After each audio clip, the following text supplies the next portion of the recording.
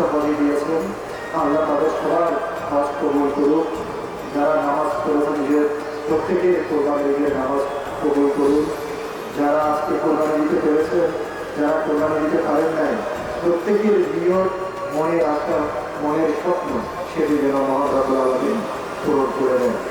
আজকে কোরবানির দিনে মাহাত্ম্য যেটি সেটি হলো শুধু পশু কোরবানি দেওয়া সেটিই নয়, আমাদের মনের ভিতরে যে পশুত্ব, যে লোভ, যে লালসা, যে হিংসা, যে বিদ্বেষ, একে অপরের হক মেরে নিজে আত্মসাৎ করা, কুক্ষিগত করা, এই যে লালসাটুকু সেদিকে যেন আমরা কোরবানি দিয়ে দিতে পারি এবং এই জনপদকে, এলাকাকে সব দল মত পথের ঊর্ধ্বে উঠে সকল দিকে ঘুরে ঘুরে মিলেমিশে হাতে হাত রেখে যেন আমরা একটি উন্নত, সমৃদ্ধ, একটি আধুনিক নরসিংদী উপহার দিতে পারি।